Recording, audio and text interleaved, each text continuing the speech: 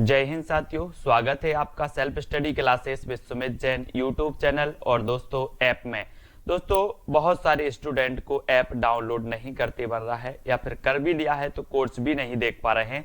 तो मैं आज उनको बता दूं कि ये जो सेल्फ स्टडी क्लासेस इस प्रकार से जब आप प्ले स्टोर से करते हैं तो ये आपका वेल जो है आइकन उसमें लगा हुआ है ना। तो इस प्रकार से सेल्फ स्टडी क्लासेस आपको सर्च करना है और ऐसे आइकन में आपको ऐप मिलने वाला है। ठीक है, तो दोस्तों हम देखें कि प्ले स्टोर में आपको इस प्रकार से दिखेगा ये सेल्फ स्टडी क्लासेस। ठीक है, ये प्ले स्टोर में आपको सेल्फ स्टडी क्लासेस का ऐप दिखने वाला है। ठीक है, ये इमेज उसमें डली है, ये आइकन, ये लोगो उसमें डला है। ठीक है, अब दोस्तों इसको इंस्टॉल करना है, यहां से आप इंस्टॉल करेंगे। ठीक है, अब इंस्टॉल करेंगे तो वहां पर आपको नंबर मांगेगा, जीमेल नंबर मांगेगा, तो आपको ओटीपी आएगा, तो आप रजिस्टर करके आगे बढ़ेंगे। दोस्तों आज हम पढ़ने वाले हैं हिंदी साहित्य में द्विवेदी युग की टॉप 20 रचनाएं। ठीक है, इससे पहले दोस्तों हमने क्या किया कि आदिकाल, भक्तिकाल, रीतिकाल, भारतेंदु युग है ना, इन सब की 20 रचनाएं याद कर ली। अब 20 रचनाएं हम द्विवेदी युग की याद करेंगे जो कि आपके एग्जाम में पूछी जाती हैं। अगर आप अभी तक व्हाट्सएप ग्रुप से नहीं जुड़े हैं तो 9098609291 इस नंबर से आपको व्हाट्सएप ग्रुप को ज्वाइन करना है दोस्तों, और आपको वीडियो को लाइक करना है और शेयर कर देना है। ठीक है, स्टार्ट करेंगे आज का ये वीडियो। और जो भी साथी चैनल के ज्वाइन मेंबर बनना चाहते हैं वो ज्वाइन मेंबर बन सकते हैं दोस्तों। आप मात्र 59 रुपये में ज्वाइन मेंबर बन सकते हैं सिल्वर प्लान खरीदकर, 159 में गोल्ड प्लान खरीदकर, और 299 में दोस्तों आप बन सकते हैं डायमंड प्लान खरीदकर। ठीक है, तो चैनल को सब्सक्राइब कर लेना और वीडियो को लाइक अवश्य करना है। स्टार्ट करेंगे आज का ये वीडियो। सबसे पहली जो आपकी रचना है, वैदेही वनवास और प्रिय प्रवास की रचनाकार कौन है? 2 सेकंड आपको दिए जाएंगे, आपको उत्तर कमेंट में लिखना है। और दोस्तों जब तक मैं आपको बता दूं कि वनवास किसको हुआ था, अयोध्या के राजा राम को हुआ था। किसको हुआ था? अयोध्या के राजा राम को वनवास हुआ था, है ना। तो अयोध्या से उपाध्याय आपका उत्तर होगा। और जब ये वनवास हुआ तो ये अपने प्रिय को लेकर प्रवास कर गए थे, वन को प्रवास कर गए थे, है ना। तो प्रिय को, तो प्रिय प्रवास, है ना। और अयोध्या के राजा किसको? राम को वनवास हुआ था, तो वैदेही वनवास हुआ था अयोध्या के राजा राम को, तो अयोध्या से उपाध्याय हरिवंश की रचना होगी। और ये प्रिय को ले गए थे तो प्रिय प्रवास भी इन्हीं की रचना होगी। ठीक है, अब दोस्तों याद रख लेना है ये दोनों ही रचना वैदेही वनवास और प्रिय प्रवास किसकी हैं? उपाध्याय हरिवंश जी की हैं। और प्रिय प्रवास ये हिंदी का खड़ी बोली का प्रथम महाकाव्य है। खड़ी बोली का प्रथम महाकाव्य माना जाता है प्रिय प्रवास। ठीक है, इसको याद रखेंगे। अगला है मिलन, पथिक, मानसी, स्वप्न की रचनाकार कौन है? तो रचनाकार कौन है दोस्तों? आपका बिल्कुल सही आंसर होगा, वो कौन होंगे?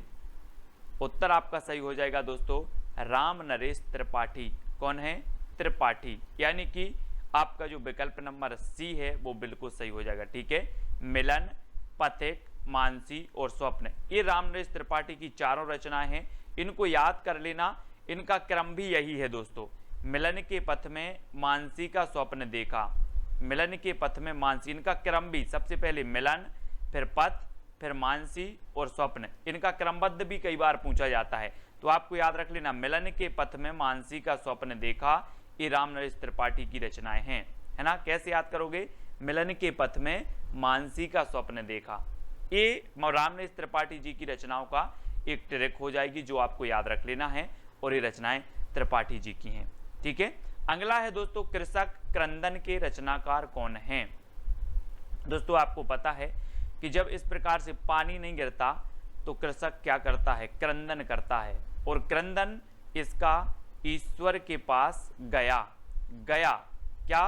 क्रंदन गया, तो क्रंदन गया, तो गया से गया प्रसाद शुक्ल स्नेही, क्रंदन गया, तो गया प्रसाद शुक्ल स्नेही, तो कृषक का क्रंदन गया, तो गया प्रसाद शुक्ल स्नेही की रचनाकार जो है कृषक क्रंदन की रचनाकार हो जाएंगे। इस प्रकार से अब कभी भी आपकी रचना पूछेगी, बोली कृषक क्रंदन, तो आपको याद आएगा क्रंदन गया। तो गया प्रसाद शुक्ल स्नेही। अगला हिंडोला की रचनाकार कौन है दोस्तों? 4 विकल्प है, 4 में से आपको बताना है और आपको पता है कि आपको याद कर लेना है जगन्नाथ का हिंडोला। जगन्नाथ का हिंडोला यानी कि जो सी नंबर है वो बिल्कुल सही हो जाएगा। जगन्नाथ का हिंडोला, तो हिंडोला रचना और ये किसकी हो जाएगी? जगन्नाथ दास रत्नाकर। ये देखो चित्र में जगन्नाथ का हिंडोला, जगन्नाथ का हिंडोला। अब कभी भूलोगे आप? नहीं भूल पाओगे। जगन्नाथ का हिंडोला, बोले हिंडोला रचना किसकी है? बोले जगन्नाथ दास रत्नाकर, है ना। सी नंबर आपका बिल्कुल सही हो जाएगा। अगला है संपत्ति शास्त्र की रचनाकार कौन है? दोस्तों 4 विकल्प हैं, 4 में से चयन करना है और आपको पता है अगर आप महावीर की भक्ति करोगे तो आपके पास संपत्ति की कमी नहीं रहेगी। किसकी भक्ति करोगे? महावीर भगवान की भक्ति करोगे तो आपके पास संपत्ति की क्या नहीं रहेगी? कमी नहीं रहेगी। तो महावीर से बनेगा आपका महावीर प्रसाद द्विवेदी। ठीक है, महावीर से क्या बनेगा? महावीर प्रसाद द्विवेदी। इस प्रकार से आपको याद रखना है। ठीक है, बोले महावीर की भक्ति करेंगे तो संपत्ति की कमी नहीं रहेगी। महावीर प्रसाद द्विवेदी, इनके नाम पर द्विवेदी योग का नाम पड़ा था। ठीक है, भारत भारती की रचनाकार कौन है दोस्तों? 4 विकल्प हैं भारत भारती, और आपको पता है कि हम भारत भारती की शरण में हैं। हम लोग क्या हैं? भारत भारती की, माँ भारती की शरण में हैं कि नहीं है?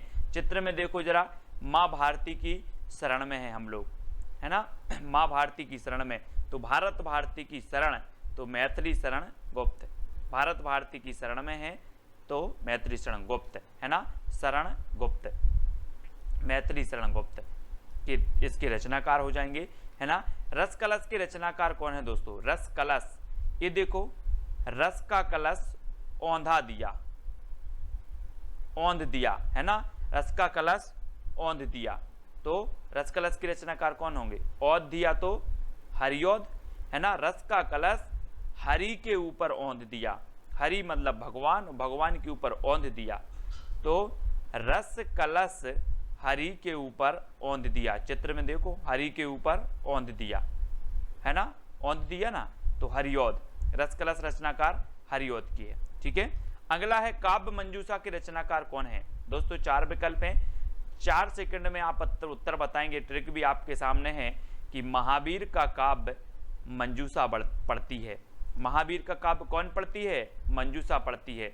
तो काव्य मंजूषा महावीर प्रसाद द्विवेदी, यानी डी नंबर आपका बिल्कुल सही हो जाएगा। अब महावीर का काव्य मंजूषा पढ़ती है, याद रखेंगे आप, महावीर का काव्य मंजूषा पढ़ती है ना। तो काव्य मंजूषा के रचनाकार जो होंगे वो महावीर प्रसाद द्विवेदी होंगे। अगला है दोस्तों रंग में भंग के रचनाकार कौन है? रंग में भंग, दोस्तों आप रंग बना रहे थे, रंग बना रहे थे और मैंने मेथी डाल दी, मेथी डाल दी, तो आप बोलोगे यार रंग में भंग कर दिया आपने, रंग में भंग कर दिया। क्या डाल दी? मेथी डाल दी, तो रंग में भंग कर दिया। तो रंग भंग के रचनाकार कौन होंगे? मेथी डाल दी तो मैथिली शरण गुप्त। रंग में भंग कर दिया मेथी डाल के, तो रंग में भंग ये रचना किसकी होगी? मैथिली शरण गुप्त की। अधिकांश लोगों को पता है, ये नंबर आपका बिल्कुल सही हो जाएगा। ठीक है, अगला है शंकर सरोज और शंकर सर्वस्व के रचनाकार कौन है? अब दोस्तों यहाँ पर शंकर आ रहा है, यहाँ पर भी शंकर आ रहा है, तो उत्तर में भी शंकर आएगा। नाथूराम शर्मा शंकर, शंकर सरोज और शंकर सर्वस्व के रचनाकार कौन है? नाथूराम शर्मा शंकर हैं, यानी यह नंबर आपका बिल्कुल सही हो जाएगा। ठीक है, अगला है राम रावण विरोध की रचनाकार कौन है? दोस्तों राम और रावण का क्या है? एक दूसरे से विरोध चलता था और राम और रावण के विरोध में कोई राय नहीं देना, है ना। मैंने कहा राम और रावण के विरोध में राय नहीं देना, कुछ लोग बोले सर राय देवी, अपन तो राय देवी, तो राय देवी। राम रावण के विरोध में अपन तो राय देवी, तो राय देवी प्रसाद पूर्ण। राम रावण के विरोध में राय देवी, तो राय देवी प्रसाद पूर्ण। ठीक है, ठीक है, राम रावण के विरोध में राय देवी, तो राय देवी प्रसाद पूर्ण, सा नंबर इसका सही हो जाएगा। ठीक है, प्रवासी के रचनाकार कौन है? 4 विकल्प हैं दोस्तों। आपको पता है प्रवासी मतलब क्या होता है? प्रवासी पक्षी नाम सुना होगा। प्रवासी पक्षी मौसम के अनुसार जहां भी उनके अनुकूल मौसम होता है वहां चले जाते, मतलब यहां वहां भागते रहते हैं। वैसे ही प्रवासी यहाँ वहां भागते हैं, मतलब यहाँ वहाँ अपने लोचन से देखते रहते, कहाँ मौका है, कहाँ अच्छा है, वहाँ भागते रहते हैं। तो कैसे देखते हैं? अपने लोचन से देखते हैं, लोचन से, प्रवासी लोचन से देखते हैं कि हमें किस ओर जाना है, कहाँ भागना है प्रवासी लोग। तो लोचन प्रसाद पांडे की रचना हो जाएगी प्रवासी। ठीक है, याद रख लेना। अगला है वीर बालक के रचनाकार कौन है? नाथुराम शर्मा शंकर, लोचन प्रसाद पांडे, राय देवी प्रसाद पूर्ण या फिर लाला भगवान दीन। और वीर बालक के जो रचनाकार हैं, आपको पता है दोस्तों कि जब भगवान का जन्म होता है तो वीर बालक के रूप में होता है। आपने देखा होगा, इतनी सारी लीलाएं देखी होंगी, है ना। कृष्ण की ही बात कर लो, कृष्ण जी का जन्म हुआ, भगवान का जन्म हुआ तो वीर बालक के रूप में हुआ। तो भगवान का जन्म होता है तो कैसे होता है? वीर बालक के रूप में। तो वीर बालक के रचनाकार कौन होंगे? लाला भगवान दीन, लाला भगवान दीन, है ना। भगवान का जन्म वीर बालक के रूप में होता है तो वीर बालक के रचनाकार लाला भगवान दीन। ठीक है, अगला है दोस्तों रामचरित चिंतामणि की रचनाकार कौन है? और 4 विकल्प हैं, रामचरित उपाध्याय, लोचन प्रसाद पांडे, राय देवी प्रसाद पूर्ण या फिर लाला भगवान दीन। तो आपको पता है कि रामचरित चिंतामणि यानी कि ये जो रचना होगी वो किसकी होगी? रामचरित उपाध्याय की। रामचरित चिंतामणि की रचनाकार रामचरित उपाध्याय, यानी आपका 1 नंबर बिल्कुल सही हो जाता है। ठीक है, ए नंबर। नेक्स्ट है भारत गीत की रचनाकार कौन है दोस्तों? 4 विकल्प हैं। हमने भारत भारती पढ़ा था, किसका? भारत भारती, अपने मैत्री शरण गुप्त की रचना पढ़ी थी। ठीक है, और ये भारत गीत पूछा गया है तो पाठक लोग क्या करते? भारत के गीत गाते हैं। पाठक भारत के गीत गाते हैं। कौन गाते हैं? पाठक। तो श्रीधर पाठक, तो पाठक भारत के गीत गाते हैं, तो भारत गीत के रचनाकार कौन होंगे? श्रीधर पाठक, यानी सा नंबर आपका बिल्कुल सही हो जाएगा, सा नंबर। ठीक है, अगला है आवाहन के रचनाकार कौन है दोस्तों? आहान जिसे बोलते हो आप, आहान के रचनाकार कौन है? तो वो है बालकृष्ण शर्मा नवीन, है ना। और दोस्तों आज कृष्ण जन्माष्टमी भी है, तो हम कृष्ण का क्या करते हैं? आवाहन करते हैं, कृष्ण जी आओ मेरे मन मंदिर में विराजमान हो जाओ, है ना। इस प्रकार से क्या करते? आवाहन करते हैं, कृष्ण जी आओ और मेरे मन मंदिर में विराजमान हो जाओ। तो किसका आह्वान करते हैं हम? कृष्ण का। तो बालकृष्ण शर्मा नवीन की रचना कौन सी है? आवाहन, है ना, यानी बा नंबर आपका बिल्कुल सही हो जाएगा, बा नंबर। नेक्स्ट है यशोधरा और साकेत की रचनाकार कौन है? 4 विकल्प हैं और 4 में से चयन करना है। और रामचरित उपाध्याय, बालकृष्ण शर्मा नवीन, मैत्री शरण गुप्त, लाला भगवान दीन। तो आपका बिल्कुल सही आंसर होगा दोस्तों कि यशोधरा और साकेत ने मैथ ली, है ना। जब 10वीं पास हो जाती है उसके बाद सब्जेक्ट लेना पड़ता है इस प्रकार से। तो यशोधरा और साकेत ने क्या ली? मैथ ली। तो यशोधरा और साकेत की रचनाकार कौन होंगे? मैथिली शरण गुप्त, मैथिली शरण गुप्त। अब याद रख लेना, यशोधरा और साकेत ने मैथिली, यशोधरा और साकेत ने क्या ली? मैथिली। तो मैथिली शरण गुप्त की रचना होगी। एक खंड काव्य है यशोधरा और ये साकेत महाकाव्य है, इसमें 12 सर्ग हैं, है ना, याद रखना। और 12वें सर्ग में उर्मिला और लक्ष्मण का मिलन भी है। नेक्स्ट है स्वदेशी कुंडल की रचनाकार कौन है?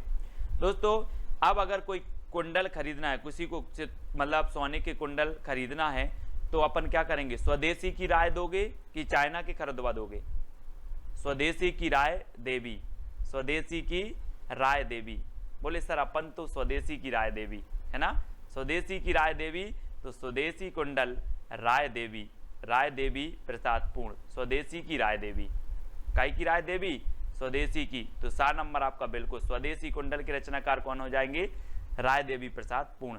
बिकट भट्ट के रचनाकार कौन है दोस्तों? बिकट भट्ट।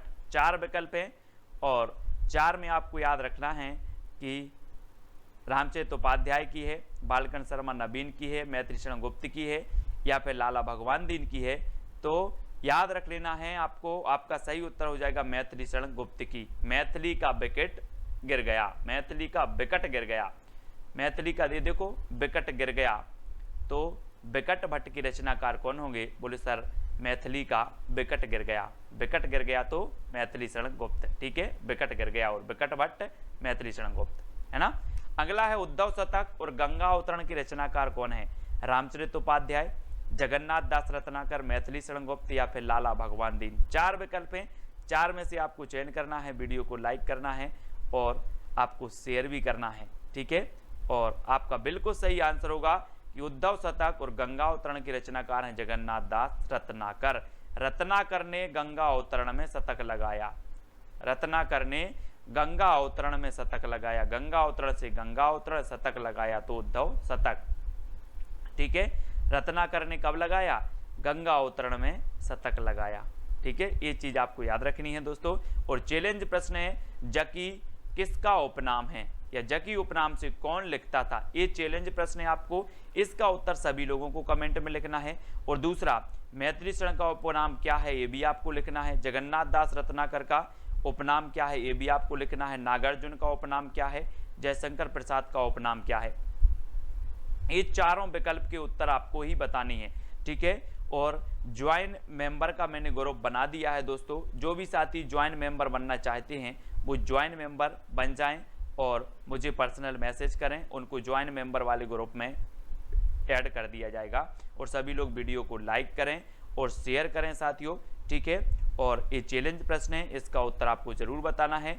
और दोस्तों जो भी साथी व्हाट्सएप ग्रुप से नहीं जुड़े हैं वो 9098609291 इस नंबर पे आपको मैसेज करना है। आपको हिंदी साहित्य का ग्रुप अलग से बना है, नेट पीजीटी आदि एग्जामों का, उससे आपको जोड़ दिया जाएगा। और जिन्होंने सब्सक्राइब नहीं किया है वो सब्सक्राइब कर लें, वीडियो को लाइक और शेयर अवश्य करना है। आज की वीडियो के लिए बस इतना ही। कौन सी ट्रिक सबसे अच्छी लगी वो आप कमेंट में जरूर बताना। जय हिंद। जय हिंद साथियों, स्वागत है आपका self study classes with Sumit Jain YouTube channel और दोस्तों ऐप में। दोस्तों बहुत सारे स्टूडेंट को ऐप डाउनलोड नहीं करते बन रहा है या फिर कर भी लिया है तो कोर्स भी नहीं देख पा रहे हैं। तो मैं आज उनको बता दूं कि ये जो सेल्फ स्टडी क्लासेस इस प्रकार से जब आप प्ले स्टोर से करते हैं तो ये आपका वेल जो है आइकन उसमें लगा हुआ है ना। तो इस प्रकार से सेल्फ स्टडी क्लासेस आपको सर्च करना है और ऐसे आइकन में आपको ऐप मिलने वाला है, ठीक है। तो दोस्तों हम देखें कि प्ले स्टोर में आपको इस प्रकार से दिखेगा ये सेल्फ स्टडी क्लासेस, ठीक है। ये प्ले स्टोर में आपको सेल्फ स्टडी क्लासेस का ऐप दिखने वाला है, ठीक है। ये इमेज उसमें डली है, ये आइकन, ये लोगो उसमें डला है, ठीक है। अब दोस्तों इसको इंस्टॉल करना है, यहां से आप इंस्टॉल करेंगे, ठीक है। अब इंस्टॉल करेंगे तो वहां पर आपको नंबर मांगेगा, जीमेल नंबर मांगेगा, तो आपको ओटीपी आएगा, तो आप रजिस्टर करके आगे बढ़ेंगे।